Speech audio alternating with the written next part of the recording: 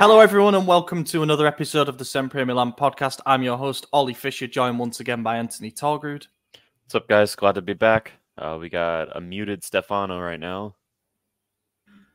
I'm only muting because I've got a bit of a sniffle, so I don't want to let that linger in the background. But yeah, good to be back. Good to be back. And we're here to talk about wins, guys. Dubs on the board. It's about time. Backs to the wall, Pioli always comes out swinging. Also, you may have a cold, but it can't be any worse than Maddie clearing his throat. I was going to say, Maddie's coughing. every single time. Yeah, God, it's been a while since it's been us three, I believe. So good to get the A team. People are going to call us the A team because no, they're not, because I'm here. Yanks have been catching a bit of flack in the comments section over the past week or so. I'm just dodging the bullets. But and the funny part is, normally it's me who's like, "Look at this, guys! Look what he said." But I've been so busy that I had to find out through Ollie this time. I didn't get a chance to read it myself, and Ollie didn't even defend me. You just said, "Oh, he hates you." I'm like, "Okay, thanks." Yeah, I just said, I said, wow, you've got a genuine hatred for these two, because comments were sometimes the jokey criticism, like, oh, come on, Sleepy Maddie and stuff like that. But then other times it's just straight up hate. I will be monitoring the comments section on YouTube for this week's episode, and I will be sending on any criticism that you get, either of you two get. If it's me, I'll just delete the comment. Before we dive into this week's episode, thank you to all of our loyal Substack founding members: Des, Windsor McGlynn, Ali Tareen, Tito, Mac, Moritz Pullman, Joey Gawler, Kemin, MJ and Mats, Luke Villano, Raul Escobar. We're currently in double figures now. We've got 10 founding members. Thank you guys so much for your support and everything that we're doing on the over on the bonus content side of things. We had something interesting come out this week.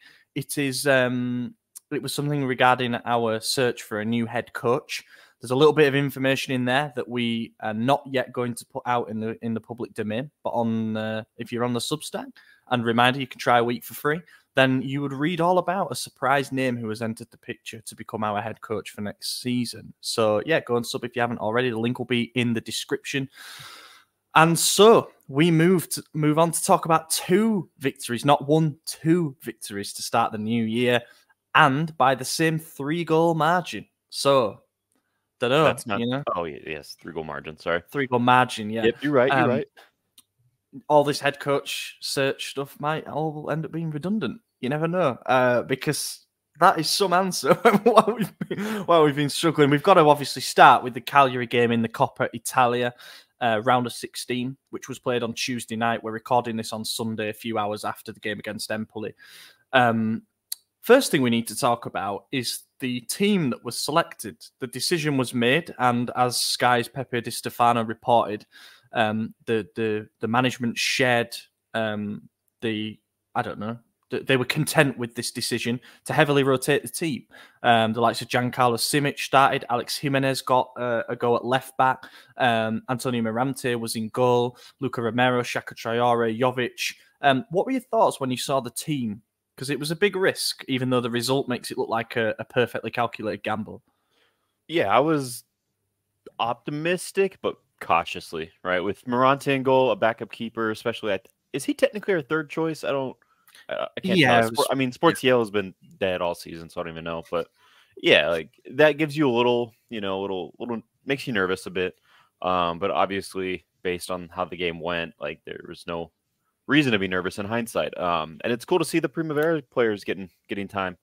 The youth are really stepping up lately, so it's nice to see. Mm-hmm. Yeah, I think we were all kind of like worried about more so the comments as opposed to the actual team. It felt like the approach was, we're going to prioritize top 4 over cups, where in reality it's like, well, surely top 4 should be a shoo-in with, if you look at the sort of the race. And I know our form has been disastrous over the last couple of months. Not enough to probably think that we're definitely not going to make top 4, but at least to put it in risk. But at the same time, you'd think, okay, we're going to Europa. The Coppa's opened up because Napoli and Inter are out of it. You'd think you take that chance by the ball with the horns. But so I think it was more the approach with those comments as opposed to the players, which we're all quite happy to see youngsters get their chance to shine. And obviously, it was noted that Cagliari also rotated their side, didn't they, as well? They had a few players, starting players off the bench as well. So there's a bit of context there as well. But I think if you look at the Milan's 11 that started, I think we looked at that with a bit of optimism. Jovic was starting in good form. Chukwueze, last game before he goes off to AFCON. Reinders, I think Adley might have started as well. So there was enough great there, Calabria. Yeah, exactly. There was creativity to at least make us confident that we're going to actually win this game, and especially at home, we got better form than we do away from home. So yeah, I wasn't too worried about the overall end result. I was just probably more worried about the approach and maybe how tough we might make it for ourselves. Whereas we usually might prefer to field a starting 11, coast this game, and then rotate for the youngsters. But actually, the same outcome, but with the youngsters playing and starting. So I think the most surprising thing, given the amount of rotation, given the comments, is that Reinders still started. He started every single game this season.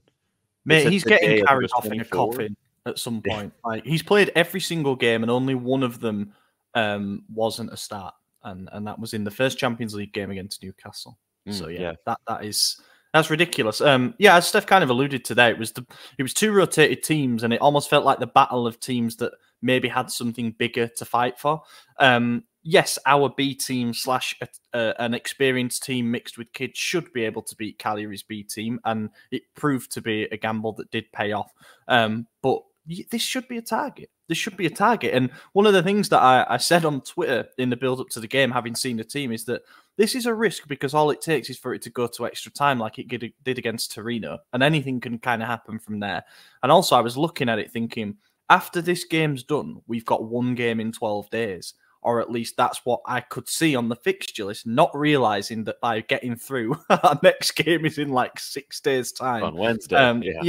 And it's coming up against Atalanta, which, of course, we've got to preview later in the episode. We managed to get the job done, and ultimately the groundwork for this one was done in the first half through Luka Jovic, who has been in fantastic form. He missed a one-on-one fairly early on. Adley played a wonderful through ball. I'll give him his props for that before we come on to it in the next game. Lovely through ball. Probably should have buried that one. Got taken a little bit wide by it, perhaps. But then he scored 2 goals that I guess were reminiscent of his Frankfurt days. Good positioning and good emphatic finishing. Good to see Jovic in the goals again. Yeah, so I actually didn't get to watch the first 15 minutes of this game. I was at work during it. Sue me, it was midday on a Wednesday. That's what happens. But so I got to turn it on, and a few minutes after I turned it on was the first goal. And I can't remember if that was the one that he kind of clipped sideways and bounced through the keeper's legs. No, that was the first one was the ball over from Theo that he brought down in behind and then sort of hit it while he was falling to the floor. Yeah, that's what I'm. Is that the one you're talking about? Right? Yeah, I thought it bounced in between Radonovic's legs. It did go through his legs. Yeah. Yeah. That. But then he did the same again. And it was worse keeping on the second goal. I think that's probably what I'm thinking. Yes. What you mean. Both of them kind of spilled. And the third. But it was great from Jovic, bad from the keeper. Because ultimately it was straight at him. But like you said, settling it and taking the shot at the angle like that while he's going down. I mean, that's top striker form, top quality, blah, blah, blah. All those great adjectives to use. Nothing really to complain about on any of them, to be honest. Most of them went straight at the keeper and somehow still got through, but I don't know. Days you get lucky, I guess.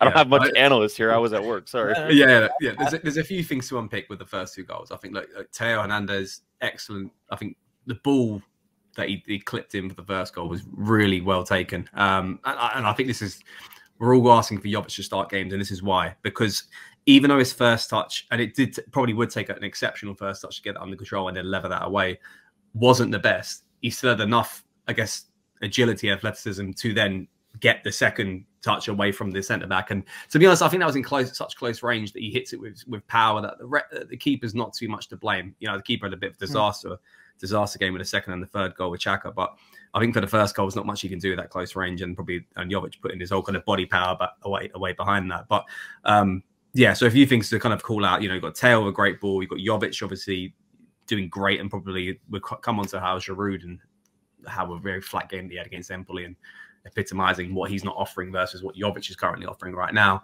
And then he has second goal as well. I mean, it's all Hernandez, isn't it? I mean, the run, the pressing is just like he just seems to be just question marks at the start of the season of his fitness and how well he's been doing and his motivation and that goal. And to be honest, and like the form he was against Empoli as well, which we'll come on to, but he's back. He is back, but he's also back in a different form now. He's back in his centre-back form. But this is exactly what we're still seeing, the old Theo, because he's still getting those chances to burst forward, which is exactly what he does in the second goal. You know, just running at players with pace, leaving them sort of like dumbfounded, wrong-footed, and slips it through to Jovic. And the second goal, to be honest, you know, the keeper has to do better, but it's the same point of being bold enough to take that shot that maybe the keeper wasn't expecting it. And it's kind of like this slide shot that it kind of goes underneath him. But once again, it's another example that if that's Giroud, he ain't taking that shot first time because A, he's not right-footed, and B, probably just can't get to it and give it that much power. Not a knock on Giroud, but that's exactly why Jovic right now is so red hot. And those two goals probably aren't the cleanest goals, but the fact he turns them into goals is exactly what we need right now. And yeah, a really good end to the first half. I thought we controlled it relatively well. Cagliari didn't do anything, to be fair. And the youngsters were coming into the game. I think if you look back to that first half, was Chaka and Romero doing quite a lot? No, I wouldn't say so. I thought Jimenez was standing out. Simic was having a relatively solid game as well. And Marante, I can't remember, he had a few saves maybe to make in sort of the start of the start of the half. But yeah, that Patania header at the near post. Yeah, the near post from a corner or maybe a cross. Yeah. So yeah, we were controlling it really well, which I think was the ask. But ultimately, yeah, great end to the first half where I felt like, you know, we were in a driving seat. But how many times have we been 2-0 up at half time against these weak sides? And yeah. I've got a Jovic stat. Since the beginning of December, Jovic has scored the most goals in all competitions of any Serie A player. That was obviously after this particular game, so that's probably changed back to being Lautaro now or something. I don't know. No, counting his, it's still Jovic. I checked it. Oh, is it? Cool. Yeah. Counting his assist against Frosinone back on the 2nd of December, he has 6 goal contributions in his last 215 minutes played, which is an average of a goal contribution every 36 minutes. So he is banging form. And, you know, we will talk about the selection for the Empoli game.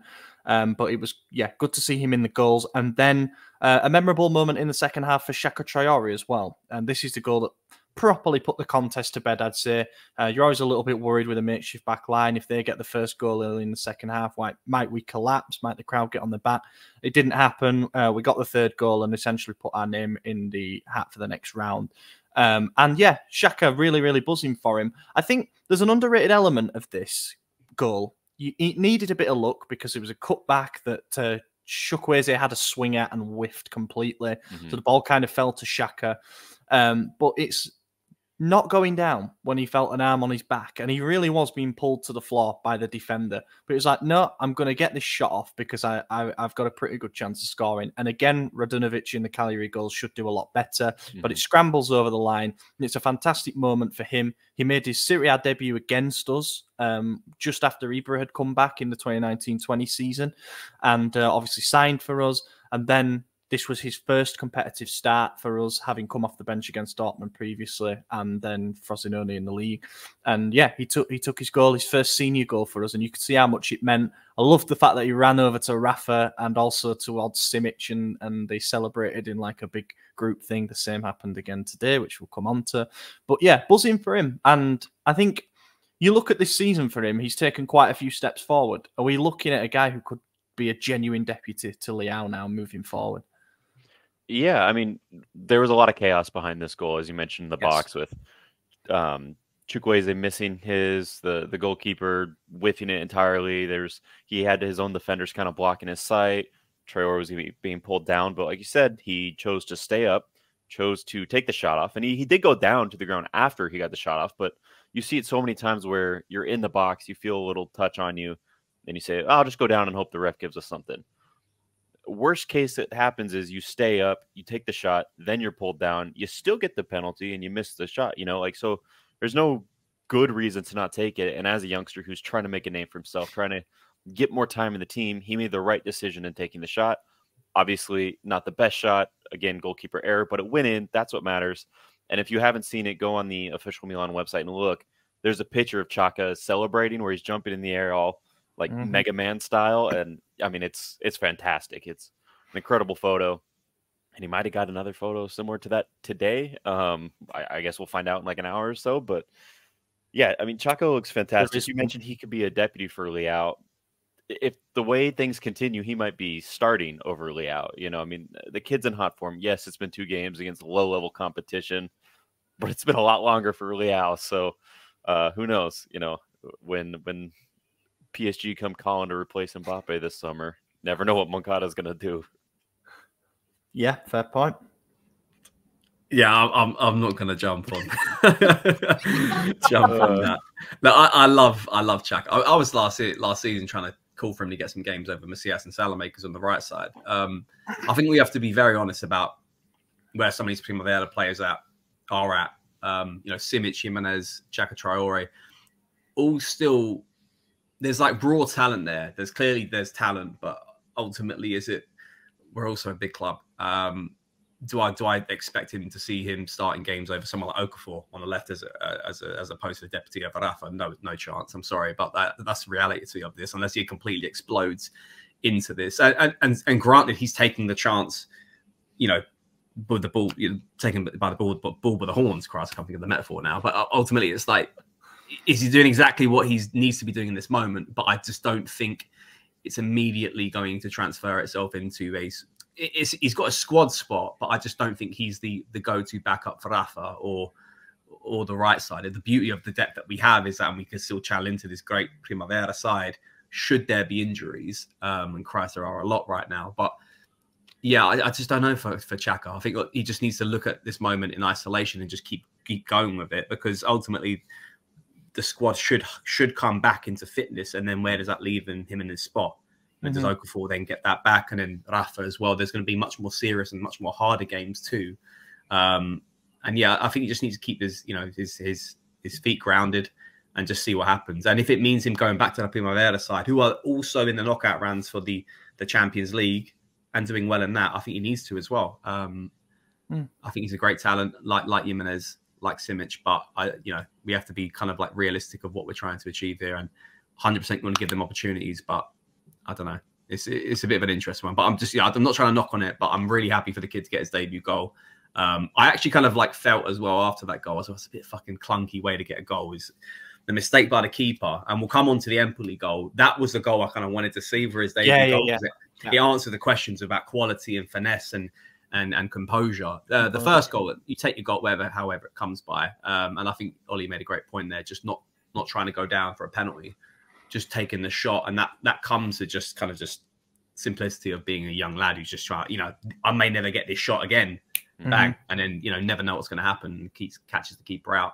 And it's quite ironic that we end the game with Rafa obviously getting the 4th goal as well, which we should probably speak about as well, which was, Rafa's as well. I think I just want to cover this. I think we've been speaking this for about a month and a half now. I don't think he's looking like in great form, despite the fact he's putting numbers on with assists and goals. He's clearly got levels to go to get back to what he was like at last season. And I think he even knows that as well. Like just the energy levels, getting past the man all the time. Yeah, there was a bit more consistency with that towards the end of last season, even probably to the start of this season. Maybe that last injury has taken a bit out of him, which he needs to still fully come back from. But it's going to be a big month and a lot of ask on him, especially with Okafor only coming back for the Roma game, Chukwueze at AFCON. We're going to hopefully get a lot out of him. But happy that he got a goal as well with Rafa. And yeah, we're there. We're in the quarters against Atalanta now, aren't we? Yeah. I think Leao's problem, like you said, is full fitness right now. Okay, for the record, I just want to say I was fishing with the whole thing about Chaka replacing him. I just want everyone to know before Twitter fingers get heavy. But yeah, I don't think he's fully at fitness right now. It's getting to the point where that's no longer going to be an excuse, because it has been a while that he's returned. But it's pretty obvious. He's had a few times where he's taken a good shot. A couple of them got called off. I can't remember what game it was, but recently he scored a goal that was called off, and it was a beautifully taken shot. This one was a good shot as well. I think Pulisic had the assist on it from deep, like half field, and then he just, put it out wide for Leao, who got it, which is fantastic, because you could see that the other players are are being selfless and they want to help Rafa get that goal, right? He needs that goal. We all need it as a team to get our star guy back firing, and he finally got there, but it wasn't the first attempt he took this game. Obviously, he didn't play the full game, but it took him quite a few tries to get that. And the worrying part is those tries were really bad, right? Like, let's be real. They were going sky high. It happened again in the Empoli game a couple times, but it is what it is. He's going to get there eventually. He'll get back, but the clock is ticking on when it becomes an issue. I mean, you look at now on paper, if you take the injuries out of equation, we have Pulisic, Chukwueze, Luca Romero, Giroud, who is our top goal scorer for all the things we're going to say about him later on. You got Jovic in hot form. You do have Okafor. Now Chaka rising up. Our attacking depth is arguably the best it's been in a very long time. And I'm not saying Leao's going to get benched anytime soon, but we did see Pioli do that to him last season after a small run of bad form. He benched him for a derby start so that we could switch to a 2-striker formation instead, which is inexplicable from the coach, not Rafa, but I'm saying the blueprint is there for him to get benched eventually if he can't get it together soon enough. So I do think the clock is ticking a little bit, but he'll come good. He always does. Yeah. It's a strange one because this game in particular is hard to judge because he was coming on to face a rotated Cagliari side and they were a tired defence. They'd struggled all game.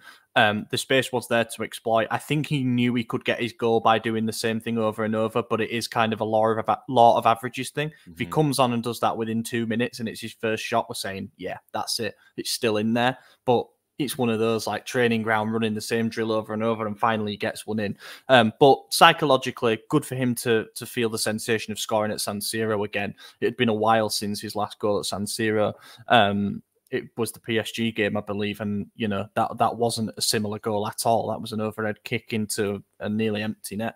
But yeah, look, job well done. I'm a bit pissed off that we conceded, but it was a deflected shot that it took to beat Mirante. And ultimately, if you'd have offered me a 4-1 with that team before the game, absolutely snatch your hand off for it.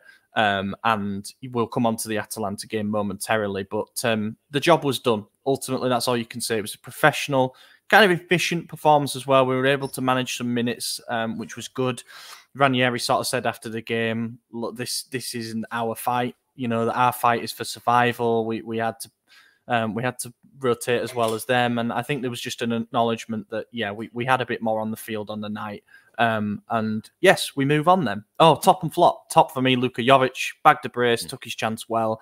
He's absolutely smashing on the door for that starting number 9 spot. I think there's a lot of options here for this. Jovic is obviously a good one. A brace, you could never argue against that. But Theo, a brace of assists, especially being in a new position at center back. Steph, you talked about him at length, and it's definitely interesting to see the transition and how well it's gone. And the guy I want to pick is someone who might keep Theo as center back, Alex Jimenez. He's been incredible. He's only had 2 games with us, but I mean, the start against Cagliari in this game was fantastic. He looked unstoppable. He had a run today against Empoli that, I'm sure is making the rounds on Twitter. That was insane as well. Yeah, I've just been really impressed with this kid, and we're probably not going to get many opportunities to give an 18-year-old man of the match, so I'm going to pick him. Good shout. Quick and easy, because I do want to talk about the flop a little bit longer, but Theo, man of the match, brace of assists. I actually think the week as a whole, including the Empoli game, has been fantastic. Probably a bit of a preview if I want to give for top as well in the next game, but yeah, Theo, easy. Yeah, good picks. Jimenez, the one thing that I will say about him, I was pleasantly surprised, when in the first 15 minutes he went through Lovumbo down the right-hand side. He fouled him twice. Ultimately, you might say he was lucky not to get a yellow card, but that's why I was like, there's a bit of dog in him. He's well up for this. And then when he went on that run, yeah, there you go. Is that Chuck? Yeah, it's Chuck in like the Taylor Swift poster style. Yeah. With the Christmas dog. It was, yeah. Fantastic. It's the pajama shirt, so you could tell I've done fuck all today. Happy to make that the thumbnail, if poss. Yeah, flop of the match, very tough one. Can't really think of anybody who did badly, and I mean badly because there was some. There were maybe a couple of 5.5 out of 10 performances, but nobody dropped an absolute clanger. The player I was most disappointed with, who I thought might grab the moment a little bit more, was Chukwueze. So I'll say him. Yeah, I don't think Chukwueze was terrible. I do agree he could have done better, especially with that whiff shot. I mean, the ball fell pretty damn near perfect for him in that moment and the miss, but it led to the awesome Chaka moment. So if anything, props to Chukwueze for missing that. It's hard for me to pick a flop because I did miss a pretty substantial amount of the first half. So I don't know. I feel bad. But one thing I do recall was Florenzi getting beat towards the end, which led to the deflection that came off of, I believe, Simic. But I don't want to blame Simic for that. I think it was more Florenzi getting beat. And I know that's even harsh to pick Florenzi here, but I guess that's who I'm going to go with. Luca Romero. Easy. Oh, yeah. I didn't even remember. Yeah, there you go. That's exactly how memorable. Exactly. Yeah. And it's a few things here. I think the rest of the youth players had outstanding games. I think they really did a lot to make themselves stand out. He didn't. I get it. He's probably playing a lot of players that he's not used to playing with, but at the end of the day, you're the worst out of the Primavera players, and he didn't quite take the chance. And I think as well, if you look at the game and who came off the bench against Empoli, it weren't him. And it was someone that did take their chance. And I think that's going to make him go further down the pecking order. We signed him from Lazio, and another thing we were expecting a lot, but I think we kind of added him into that sort of that first team. The first squad, I guess, caliber of wingers that we can call upon, especially after the preseason ad, which weren't too bad. That banger he got against Real Madrid. And we kind of thought, if you looked at it the other way around, it was him above Chaka Traore coming out of preseason who's going to get more minutes. And I think he has got more minutes. The table's turned now. It's now Chaka, and now he's gone down because of that performance. He was in the middle of the park, attacking midfield, a crucial position. They did a few simple things right, redistributing the ball through possession. But taking on a man, which is essentially what he's on the pitch to do, he just got out-bullied. I'm not going to sit here and say comparisons to Diaz in the worst ways of how, because of his size, it could be a detriment to his game. But it was quite evident that he wasn't going to beat a man essentially for pace or for power. So it's something he needs to work on. But really, for me, it was a really poor game. I thought he could have done a lot to get out of that Cagliari defense. He did. Sweet FA. Very square head as well. That's one thing I will say about, and a Lord Farquaad haircut, which is it's not a great start, Suit, he looks naff in that suit as well, isn't it? The drip. Yeah, way oversized. They don't do him small enough for him, clearly. No, on a serious note, look, the as you mentioned, Romero didn't get any minutes against Empoli in the game we're going to come on to, but immediately after the game, Di Marzio kind of reported that I think it's Como, Cesc Fabregas is the head coach there, who were trying to sign him on loan. They're in Serie B. Lecce and Salernitana are believed to have knocked on the door as well, but can they guarantee him starts? I don't think so. They're in a dogfight. Romero's a bit of a luxury player because of the things you mentioned. So it might be that we're looking at a player who has gone from playing substantial minutes for Lazio last season to going on loan to the second flight, But if that's what it takes to get him some confidence back, because he is still only 19, he's as young as some of these Primavera players that we're talking about as gems. So there's definitely hope there. I think he needs it though. If you compare it, because what's the change since the start of the season and now that Chaka and all these boys have been playing regularly for the Primavera in the Champions League in that tournament. And yes, it's the lowest standard than playing senior minutes, but it's still minutes, and it's sitting on the bench isn't going to get you that development. So probably the best move for him, because he's not going to back himself back into the Primavera side, because about it, not going to pick him anyway. Is go on loan, whether it's the Como. I don't know if it was Lecce or is it Lecco, the other one that it looks very similar. No, it was Lecce because Corvino's apparently a fan of him. And then there's rumours that he wants to go back to Spain. So is there the aspect that a young man has moved abroad and he feels a bit homesick? No, we've seen it with better players than him, Paqueta being one of them. Yeah. The move that gets him the most amount of minutes, I think, that makes the most sense. And and obviously that level of it needs to be competitive, and it needs to be enough to at least. Well, would he play? I don't know. I don't know if he gets in over Bojan Radulovic. Anyway, we shall move on to the Empoli game, which happened just a few hours ago. So we're riding the crest of a wave here into this one. Early kickoff for you, AJ, but it was worth waking up for. Yeah, I mean, I'm always going to be up for it, right? I'm never going to miss a game here unless I'm in the office, apparently. Apart from the first part of the last game that we talked about. Yeah, I know. That's why I was like, well, I just talked myself into a hole. Yeah. But we move. Yeah, this first goal from Loftus-Cheek, it was early. It was 11 minutes in. A beautiful assist. Really a beautiful team play, to be honest with you. I don't remember who. I think it was Reinders won it back in the middle under some pressure and beat his man, and then took the first time pass to Rafa instead of trying to make the run himself. So intelligent play, great hold up. Everything about that, fantastic. Everything I've been complaining about Reinders not doing, he resolved in this play. So that was great. Got it to Rafa.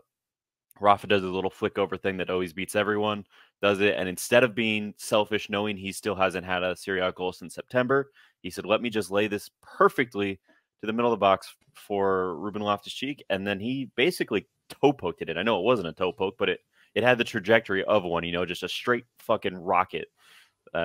Yeah, fantastic. Bottom right corner. You can't ask for a better start to any game, really. Beautiful, very thrilled. It's one of those moments where, like you say, now Rafa's looking back if it happens immediately. And obviously, as the game went on, he wasn't. But he still wasn't a bad player today. I just want to throw that out there. It was borderline. But then we had a penalty. Ironic, because everyone was bitching about not having Jovic starting, myself included. And then Giroud, of course, scores. He scores a freebie, as it is, and he made it. It was the best penalty you're ever going to see, but it was unintentional. I think he whiffed it, and it just was lucky to go in. But Alex Jimenez won it, right, by attempting a bicycle kick? No, it was Loftus-Cheek who tried the Loftus-Cheek? kick. Okay. Yeah. Okay. The Loftus-Cheek tried that bicycle kick, and then the camera panned to Zlatan in the crowd, and he looked fuming. It's like, what are you doing? Hang on, that's my thing. Funny, because someone that I don't know if you've seen on Twitter, some guy called Ahmed Bader did a video about handballs being over-penalised in football, and then Milan got one this week. It couldn't have fallen any better. I thought of him immediately when it happened. But one thing I will say, it was Murray, what's he called? Murray, I think, who got penalised for the penalty. I thought it was Ranocchia who'd just come on for their injured player, but it wasn't. It was Murray, the midfielder. The funniest thing for me was the replays are going on simultaneously, split screen replays there, and then you're watching his pleading with the referee where he's saying, no, it was like this, it was in front of me. I was protecting my face. The replay shows him going for a layup. He's like when Benyama trying to get a block on. Yeah. Oh, that's who it was. That's who it was. I was talking with a mate, and we were trying to remember who it was who essentially volleyball spiked the ball. Giroud puts it in off the crossbar. Steph, anything on the first and second goals? The first goal, was it? Did he kind of open his body up? Yeah. No, it's like open side foot finish far. That one felt was quite fitting, because I think we bitch on Reinders all season. He's been trying to get that goal all season, and then RLC just does it. The first time I've ever seen him trying to do it, he's just like, "That's how you do it, lad." Not like you're not finishing that you can't seem to get. But no, really good. Yeah, and I think with Rafa, and I think just going back to our comments from before, and I think we all want to see improvements in his finishing and the way he attacks players to score a goal. I've got no knock on how he redistributes the balls and gets fantastic assists all season. That has gone up in my opinion. I think as to be an elite player against the likes he's trying to be compared to, which Vinicius Juniors and your Mbappe's in that position, he needs to drive inwards and then go at defenders much more, aggressively to score goals. And that's the element of his game that he needs to improve. And then for me also, showing himself out more consistently throughout the game as well. Being willing more to give me that ball so I can drive at attackers, and that's the bit of his game I really want to see improve on. But yeah, I cannot knock his assists and his willingness to take on at least around the side of the fullback, so then obviously lay it back inwards. But yeah, really good goal. The first one, and the second one,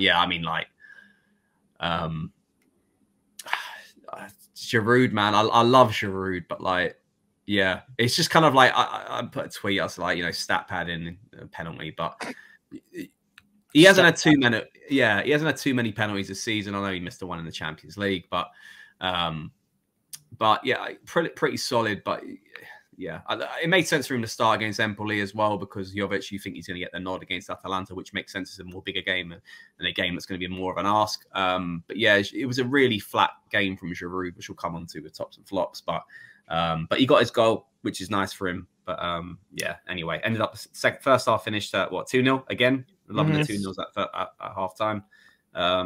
Napoli, Lecce, the Ghosts. We needed to chase them away. I was a little bit worried, to be honest, because I think we could have even scored another one in that half just to put it to bed. But wasn't Salernitana as well? I think that's that was 1-1 at half time. Fazio scored that header from a. Was the Salernitana? No. The season before. Yeah, you're right. No, you're right. No, you're right. It was 1-1, and then they went up, and then Leao, interesting point. I think that we've seen the very best moments from Rafael Leao when, as Steph rightly points out, he shapes up to go inside and then goes byline instead. Because that's when you see all of his athleticism, and when he's able to knock the ball past the fullback. It might be 5 yards, 10 yards, but he's always going to be the first one to the other side of it. You think about that goal against Napoli in the 4-0. You know, when he takes it down to the left-hand side and then hits it with his left foot first time into the far corner. That assist against Napoli in the Champions League, same thing. He beats two men, he goes to the outside, cuts it back, lays it on a plate for Giroud.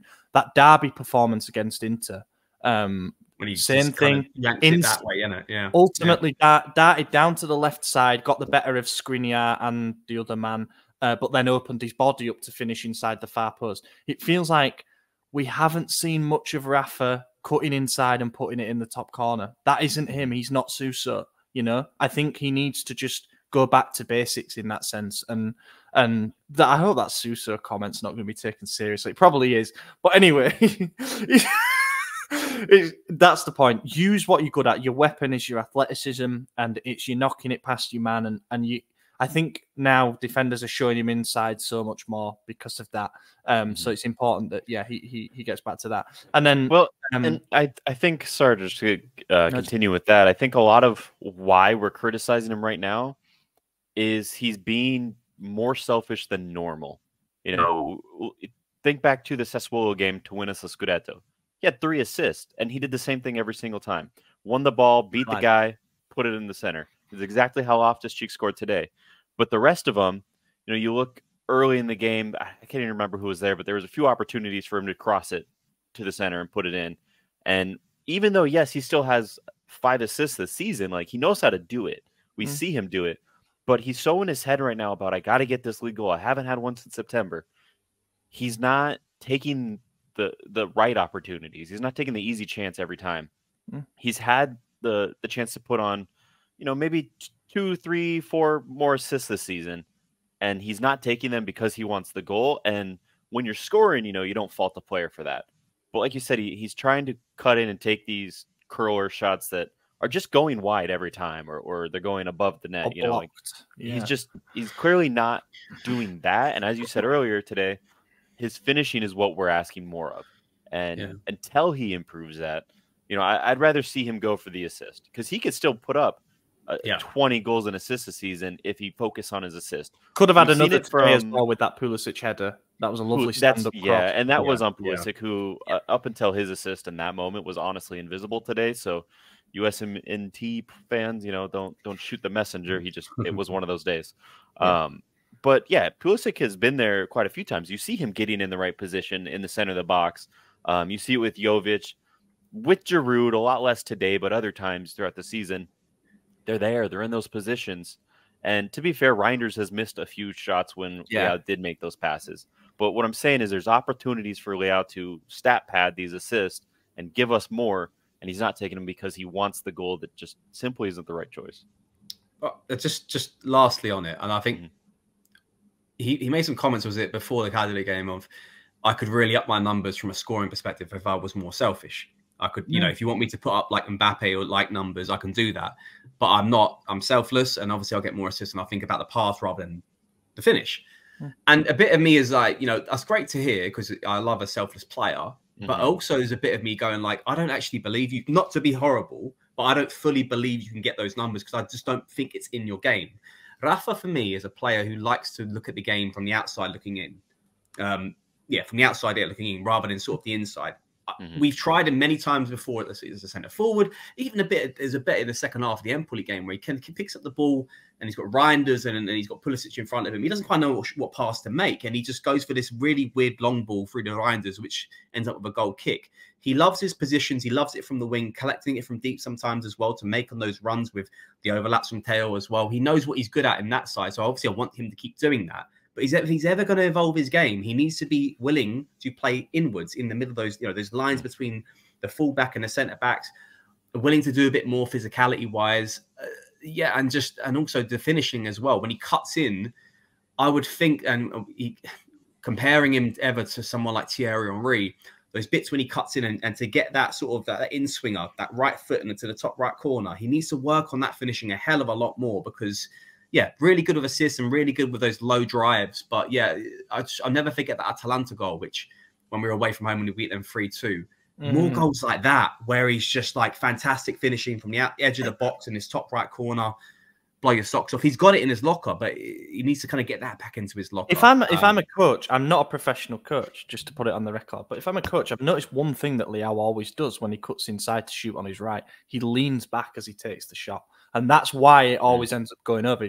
If he stays firm, nice fixed posture, as we saw against Cagliari, it might have been a bit of a easy goal given the circumstances, but lovely precision shot inside the far post. There was a bit of measure, control, but still the power necessary to score that goal.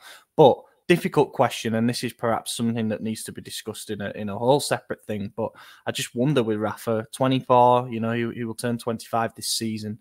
Are we starting to see like this is him? We have to accept that is the kind of player he is. He's going to drift in and out of games. He's going to make bad decisions. For all the talk of becoming a Vinicius or a Mbappe, they're a lot younger than him. And it does make you think. It does make you think if when that next level's going to come, and does it change? Does it take a different coach to get something more out of him? Does it take a change in club even? We've actually got an interview with Leao's agent coming up this week, so stay tuned for that one. And on the Giroud thing, before we move on to Chaka's goal and wrap this game up, I think he's goosed. He was starting near enough every game in the first half of the season. I think he's literally just knackered. First half of the season, I gave him a lot of credit because even when he wasn't scoring, he wasn't getting involved too much. He was pressing hard. He was cutting out passing lanes. You can only do that 3 times a week for so long. And now we've got a bit of an opportunity to rotate. I hope that he'll recharge his batteries and start to get back to what Pioli saw in him as like the comfort blanket. Chaka Traore, lovely goal to make it 3-0 right at the end. Pulisic, selfless, waited for the perfect moment to play the pass through. Okay, it wasn't the most difficult pass, but he led that break perfectly. And a nice finish for Chaka. Yeah, nothing else to say to that. I mean, I could attack Leao and say he wouldn't have made that pass if it was him instead of Pulisic, but I'm not going to. I'm not going to say that. So, yeah. You kind of did, but anyway. Nope. No, it's good. No, it's a great goal. Like I said before, it's the goal that I kind of, in my mind, hoping that Chaka would score would be much more in that mold. But, a bit of me kind of thought after his first touch, did he let the defender get a little bit too close to it? But no, it was perfect. And props to Pulisic as well, driving the ball forward from the counter-attack. Lays up perfectly, and Chaka doesn't have to do much more than obviously just 2 touches and then this in the back of the net, and then obviously their celebrations with it was on the Rafa, Simic, all the youngsters, kind of like deja vu from midweek, but really good. And who knows? I think out of this sort of injury crisis, is this the trust to the youngsters getting their chances? Has this now revitalized the squad in believing in what we're doing again here? Because sometimes you need something a bit different to come along and to sort of bring things into account and be like, okay, let's just kind of actually give a little bit more here. I think there's a bit more energy now with the Primavera players kind of in the mold a little bit, and maybe there's a bit more sort of freedom with that and lowering the expectations of what these players are doing and let them actually focus on playing good football. Who knows? Hopefully a bit more of that to come. But really happy for Chaka. Obviously, 2 goals in 2 games is fantastic, and it's his moment. It's his moment. Yeah, it certainly is. And speaking of youngsters, 84th minute, we saw the return of the youngster Matteo Gabbia, which was good to see. back from Villarreal. His loan was terminated earlier in the week. We've kind of spoken in previous weeks about the hypothesis of terminating his loan, but it was the easiest thing we could do to instantly bolster the defence and get a ready player in. I think another centre-back's going to follow based on Moncada's comments before the game today. But yeah, he came in, I guess, got his legs warm, and that was it, really. I'd say we took our foot off the gas a little bit in the second half. You could say it was a bit of management, game management, with the big game coming up in midweek, and then Roma the game after. But Empoli had a couple of chances to get themselves back into the game, and then we might be talking about a completely different outcome. So there was that, but we'll move on to tops and flops. Top for me, I've actually criticised him in recent weeks because I think that probably due to a combination of his physical issues, but also just a failure to be the leader of the midfield that we saw earlier in the season, I'm going for Loftus-Cheek. Took his goal really well, nearly had a second with that howitzer of a shot from about 25 yards in the second half. But I thought he was really, really good in a more advanced role. And this is it. Like, there are a couple of players, Tomori being one of them, but obviously he's out. And I think RLC being another, where it's like we will go as far as they take us. So I'll say him. Yeah. I agree with everything you said about the midfield and every praise you gave to Loftus-Cheek, except I'm going to give it all to Reinders, obviously minus the goal praise. But I'll give him his praise in his part of that goal. I think Reinders definitely, I don't want to say like a breakthrough coming out performance because he's had quite a few really good performances this season, but I think this was the one where he did so many good things that even if he were to fuck something up towards the end, I wouldn't have even thought of it. Like I think he was really just on top of his game. And as we mentioned, he's played every single game this season, started all but one, and he's still putting in these performances at 90 minutes. I think he's fantastic. It was nice to see Musa return. I thought he was okay. He didn't really play a whole lot, so nothing there. But yeah, Reiner's definitely, for me, held down this game. I'm going to go for someone born in France who I thought was really good defensively. Yeah, great composure on the ball.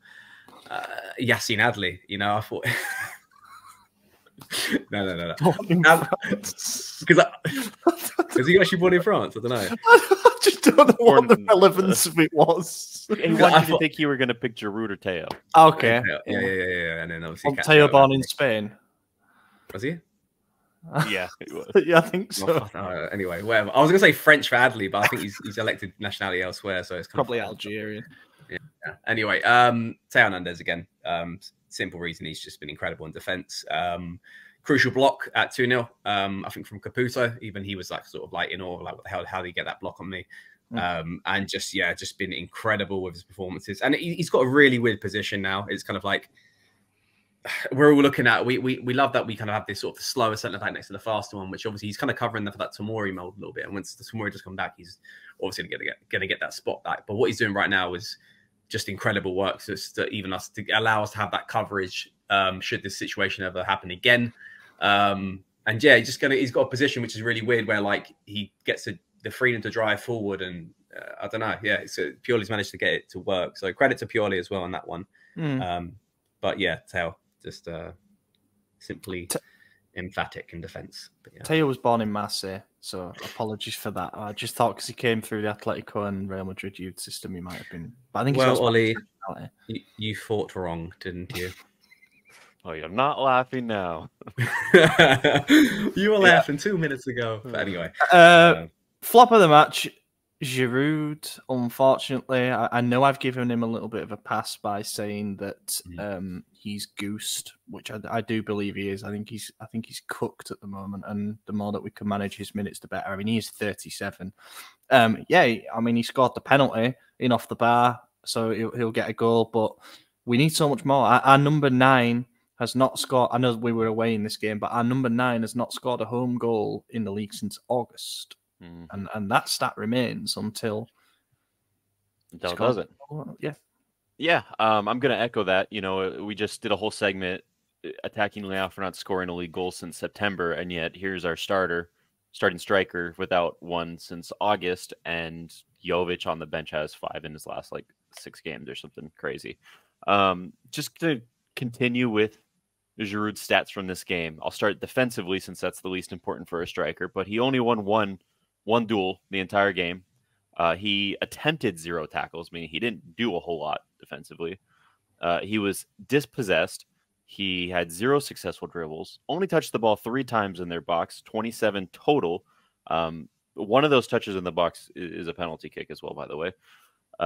Yeah, I mean, his only shot on target was the penalty, and he only completed 8 passes the whole game. That's about as non-existent as it gets. The only reason we know he played is because we saw Jovic wasn't on the starting sheet. That's the only reason we even remember Giroud was there. He had a really bad game, and look, yeah, even though he scored, it's what he's not doing elsewhere. There was a moment this season where he was scoring goals in games in open play. Then we're like, all right, Giroud's still got it. Fine wine, blah, blah, blah, all this stuff. And then it went back to the holy shit, stop with all these crazy flicks. Now he can't even get the ball to do one of these flicks. I mean, he's just not there. He's missing every ball that's coming near him. You're seeing a lot of those like lunging forward, like, I can't get there, that type of thing. And it's just really frustrating, especially when you see someone like Jovic in the form that he's been in with his runs and his ability to touch and reach for balls and make something out of nothing. Like, that's what we need. We've been talking about wanting a mobile striker for a while. Jovic seems to be more that than the others, and Giroud seeming to be the least likely profile, and yet he's the one starting, playing full 90s and not doing anything with it. So that's my thought. Agreed with all. Yeah. Agree with a lot of what you said there. Also going to double echo, and Giroud, I think, for flop. Yeah, and it makes you think, innit? If we can get this out of Jovic right now, like, I know a lot of us are sort of, we see these names that were rumored to the likes of Jonathan David. Oh, Salernitana 1-0. That's how the midweek game started, and they lost 6-1. So yeah. Yeah, you know, we're rumored to get people like Jonathan David, and we're saying, oh, you know, is he good enough? Is he truly good enough? If we can get this conversion out of someone like Jovic, who's been god awful in form. Yeah, he had a decent season last season at Fiorentina, but he wasn't even a starter for them.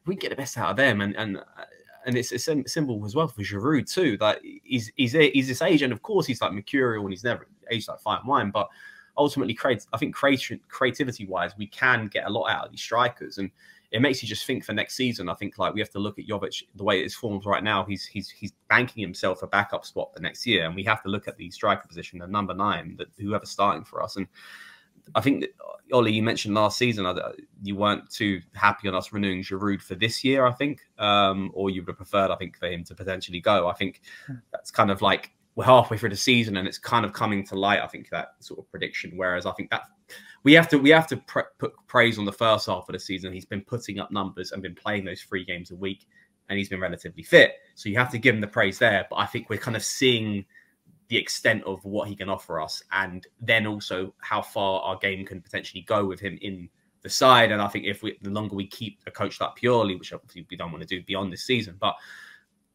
I just don't think it makes much sense to renew him this summer. I think the right move is to see him out before it gets even worse and his form gets worse, and then that ruins his legacy at the club. I think this is the right time, the end of this season, to say goodbye to him. But ultimately, it's another performance of I think that just symbolises his limitations and, yeah, the flick-ons. And I just feel like he just was a ghost in this game, which is even worse than his attempts to do flick-ons, because it's almost as if like he was hidden. And we could well be talking here about a player who finishes our top scorer this season. You know, that's strange in a way. It is a strange paradox that we've got with Giroud, except we can all use our eyes and we can see what we're getting and what we're not getting, and we can see that there's penalties and not much from open play anymore. So here we are. Exactly. The rumor that came out during the last week from Gazzetta, and they've hammered at this a few times, is that he's not entirely convinced by the idea of renewing, and that he's tempted by a move to the MLS. So be interesting to see if that develops. But that does seem to me like the kind of thing a 38-year-old should be doing, rather than trying to start twice a week and playing Champions League football. But of course, he will be thanked for everything that he's done. One thing about Giroud I do want to say is that if he is to stay, or even for the rest of this season, I wouldn't mind him as the backup option till the end of this year, behind Jovic, you know, or even Okafor. Or we've seen it a few times where we're chasing a game and we bring Jovic on and we play him alongside Giroud.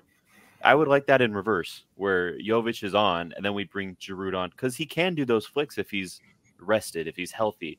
And with a guy like Jovic, we've seen that he actually can get on to weird balls. So I don't know. I think he has a role at this age, at this point in his career. It's just certainly not a starting striker for a Champions League level team. You know, I just think this. I thought about that myself. I just don't think that's respectful enough for him. I think he doesn't want that. Why would you want to be like, no offense, but like the third striker in a one striker formation, and then he's going to get like, I don't know. He's not. This isn't like Mandzukic when we brought him back, and he hadn't like all those sort of scenarios. He's still, last season starting for France in a World Cup final, like Champions semi-final with Milan, like putting up good numbers. I just think the time has come for him to then transcend to another league where he can still get the starting spot, but then also see out his career in a bit of like tranquility rather than sort of like higher level of pressure. And I think just last thing on Jovic as well, I think I looked at his stats. I think he's on like a goal, not a goal contribution, but a goal every 114 minutes, which says a lot about how we're creating a lot for these attackers, which is fantastic. And like, let's bring in a younger player as well, and then let's see them also excel. But yes, absolutely. And then you've got players like Colombo as well, who could re-enter the fold, although he's gone a little bit cold recently. Yeah, let's move on. Atalanta preview then in the Coppa Italia. Given that we played them recently in the league and we kind of, looked over there, what happened with them in the summer and the fact that they've been a little bit up and down in the league so far this season, we won't do too much of a deep dive on them. All I'll say is that there is a desire for revenge, given that they beat us in the last minute through that Luis Muriel back heel finish, or like whatever it was, the cheeky finish that he did past Maignan, which, it kind of plunged us into a little bit of a top four crisis at the time. They are playing Roma this evening at home, so I suppose we've got a few hours more rest than them. But I think more importantly, it's what that game means for the top four fight, because that's 7th v 8th, and Atalanta with a win would claw to within a point of Fiorentina in 4th. So, Atalanta in the cup. What kind of a team are you playing for this one? Are we going back to rotating? Are we playing a strong team? Because the semi-finals are there if we win this one. Yeah, I think we're still going to rotate, but it'll be a stronger team than it was last week. I don't think we'll see Morante. I think Maignan will probably start. It should be Jovic, because if Drew got 90 today, then the only reason is you're saving Jovic after his comments about, I play them so that they could relieve each other, whatever it was. So I still think we see some youngsters. It'll still probably be Theo as a center back. I would hope so. But this is a game that he's going to want revenge for, right? Our last loss was that, and it was 5 games ago. We don't want to bookend our winning streak with losses to Atalanta, especially not one that eliminates you from a cup. I think Atalanta is also going to have to rotate. So there's an opportunity for us to start out much stronger than them and come out on top. I think it's a revenge match for us, for Pioli, for the players, and that's what's going to happen. Yeah, I said before in the chat, but Lookman's obviously gone out for AFCON duty, so that's great for us that he's off the table. Obviously, we've lost Chukwueze and Benacer as well, but from an attacking threat, he's been obviously pretty good this season. CDK came out with, I think, like a message after the game, the win against Sassuolo midweek with Milan need to watch out for us. Look, we are going to obviously rotate slightly, but I'm interested to see what happens at left back with Florenzi going down injured today against Empoli. What do we do? Do we give Jimenez the spot there and Theo plays in midfield, in the middle with either Simic, Gabio, or Kier, or do we put Theo back in his natural position and then put Simic next to Kier, or Gabio next to Kier? I'd be more inclined to keep Theo where he's really succeeding and keep him in the middle, and then give Jimenez that chance on the left because he didn't play 90 minutes today. And I think the rest of the team kind of picks itself. I think we play like a relatively solid midfield with Adley, Reinders, RLC, and up front I think we play the starters. We play Rafa, Pulisic, and Jovic in the middle. But and I think and then Mignon in goal. I think the interesting bit is going to be left back. We have to go to win this game because I think the semis are not until April. I think. Yeah. So it's a while away. Yeah, so it's not even like, okay, we add this and we book on more fixtures. We do book on more fixtures, but we book them on when we hope to get more players back. So, and we got to look at this chance. It's a huge chance. The semi-finals between Fiorentina and Bologna over 2 legs. I fancy us. And also I fancy them playing whoever's going to be our Juventus, Roma, Lazio, and I can't remember who the other 4th team is. It's basically them. Yeah, basically, yeah. So like let's just go for the win. Like it's a huge result midweek.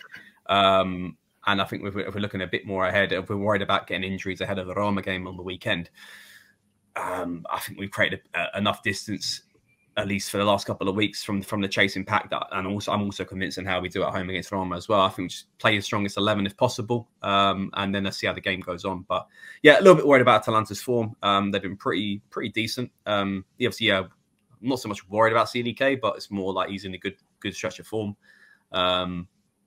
And yeah, I think the rest of the side, been an interesting one. But we're at home. I thought we were away from home, so I got that completely wrong. But let's just get the win and hopefully do it in 90 minutes as well, and then we're looking good. Yeah, that would be the ideal, because obviously while it's a one-legger, got the possibility of extra time and penalties if it's required. Selection, we're kind of in the dark. We don't know what's going on with Florenzi. Pioli said after the game that he came off and he thinks he got it just in time. Like he was feeling a bit of discomfort, but it didn't develop into a strain. Like the medic didn't come on or anything. He just walked off himself. So hopefully it was literally that. But I don't think we're going to see him play. I think Jimenez will start at left back, and Pioli has said recently, I think it was before the Cagliari game, he said Kier can't play 2 games in a row anymore / at the moment. It was I think it's anymore basically, because obviously he's in his mid-30s and he's struggled with various injury setbacks. So I think it'll be Theo and Gabbia at centre-back, because Gabbia's probably a like-for-like, kind of slow but good in the air sort of thing. And then, yeah, I agree, rest of the team with what you boys predicted. Speaking of predictions, I think we get our revenge. I don't see us keeping a clean sheet in this one. I think Atalanta are dangerous and they seem to cause us problems home or away. And I'm going to go with a 2-1 victory for us, and it's going to be in extra time. I was also going to pick an extra time victory, but I was going to go 3-2, just reverse the previous game score. I think it's going to be a little cagey, and we might actually go behind early. I think CDK is probably going to get that goal against us. With as close as he was in the reverse, with his comments, like he wants that goal more than anything. So I just keep an eye on that. They're going to attack the weaker spots, be it Gabbia or Jimenez. They're not sure, but they're going to find a way. And I think it's going to be an uphill battle, but we'll eventually come out on top. It'll just be not a fun game to watch. I'm going 2-0 in normal time. I think Jovic scores at least 1 goal. I think, hopefully good numbers rock up San Siro midweek, and then we scare the shit out of them, and let's go. Yeah, one thing also, like we've had debates on here before about Milan and the ticket pricing and Champions League, it's gone massively up and stuff like that. But for this game, for non-season ticket holders, they're doing tickets as cheap as €7, I think. Obviously that's for kids, wow. But there's been some really accessibly priced tickets, shall we say. And also I went on to look at the Stade Rennais game as well, obviously Europa League playoff round, first leg. And they were doing some sales in like the first tier, orange and red, for sort of €35, which is, I think they're trying, basically. They're trying to make sure it's full every single game. Perhaps they know that advanced sales haven't been as good with the form that the team's been in and stuff, but they're trying to pack the place out for that game on Wednesday night, and I hope it will be. Let's move on then quickly. Roma preview. Always tough to preview the games that are after one that's to come in between, because we don't know about injuries, we don't know what the lineup's going to be for the Atalanta game, and therefore what might constitute a rotation for the game after. But this could be a big one. We beat Roma away earlier in the season. It feels like we've kind of had their number in recent years. And Roma are still, as they have been under Mourinho, really. They'll pull out a couple of results that make you think, okay, they're on a little bit of a top 4 charge. And then you look at the table and you realise that they're in 8th and they're on level points with Napoli still. So, yeah. How do you feel about this one? So, if you look back at their run of form, they haven't won 2 consecutive games since October. They've alternated wins, loss, win, loss, win, loss, and then it was a string of win, draw, win, draw, win, draw, and then it was win, loss, win, loss, win, loss. So looking at that now, they play in about 2 hours here. If they follow that form, they're losing to Atalanta today, and then they're going to beat Lazio in the cup, and then they're going to lose to us. And, science doesn't lie, so there we go.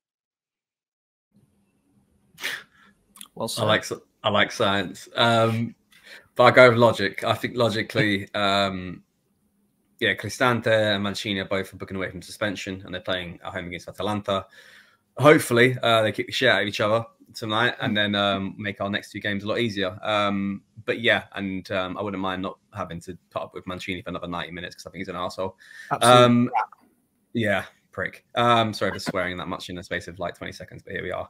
And Cristante, which my brother thinks is my lookalike, but I don't know how he lands on that, but here we are. I think what's different since the last time we played, I think Lukaku obviously had just joined, I think. Yeah, it was his first game. He came on late. Yeah, came on late. Obviously, kind of edged their way towards that one, but tomorrow got sent off as well. We were kind of hosting that game, and that was away from home too. So a little bit, I'm not to be concentrating too much on Lukaku this season, but, you know, with our centre-back sort of changes, where does that leave us against marking Lukaku?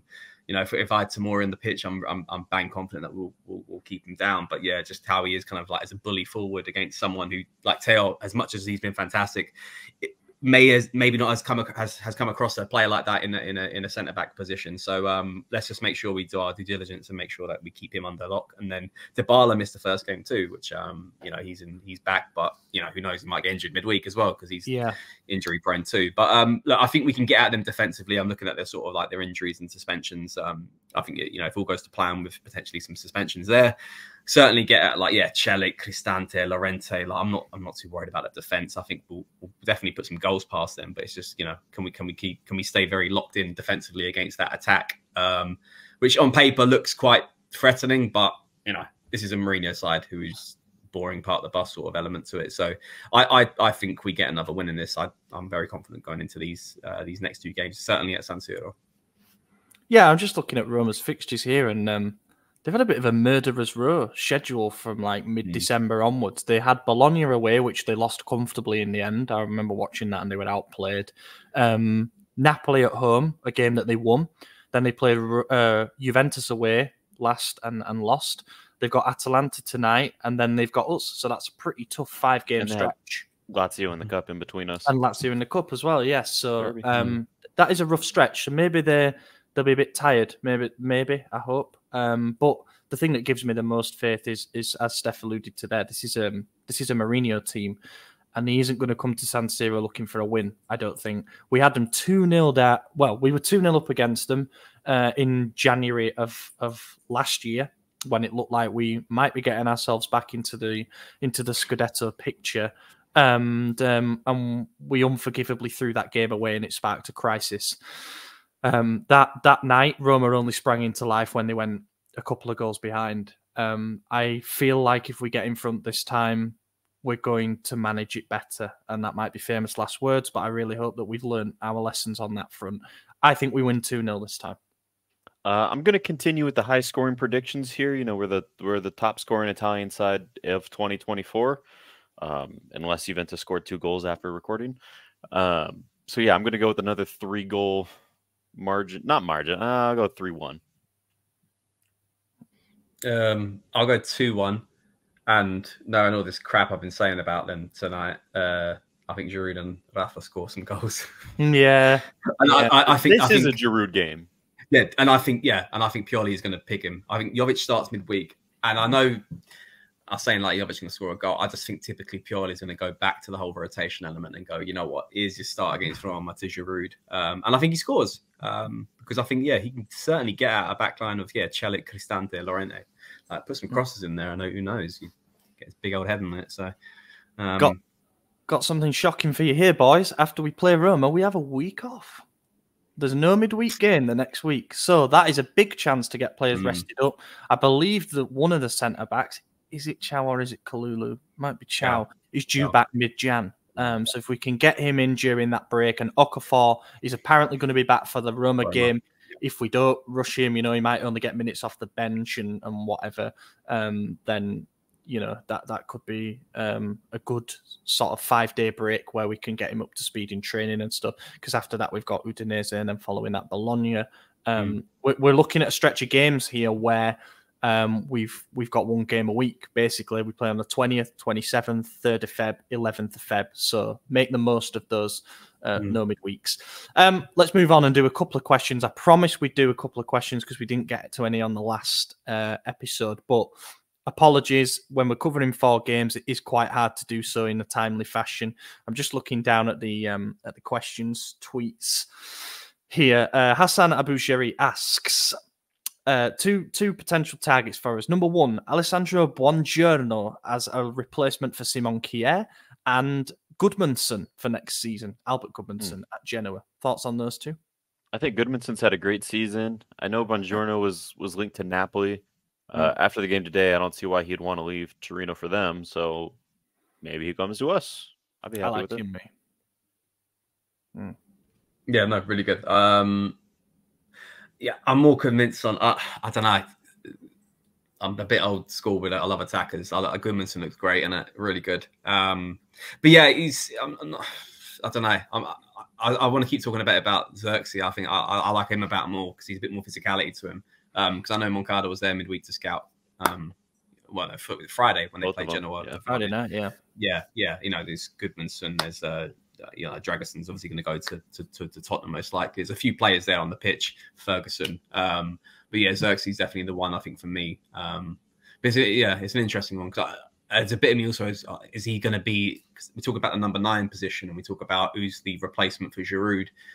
Am I sold on Xerxes? I don't know. It's a bit of a hard one because I'm kind of lamb. I do want us to get him, but then am I going to hang my hat on him being the 20-goal season striker? I don't know, but I don't know. It's a bit of a weird one. But yeah, Gudmundsson, I really like him. I think he's got a lot of talent. And he's played really well against big sides this season as well, which is also very impressive. But a bit of me that does kind of fear that, what is he like when he gets a move to a bigger club and, maybe defenses are a bit more stacked on against him rather than sort of running into sort of open play defenders in a high line.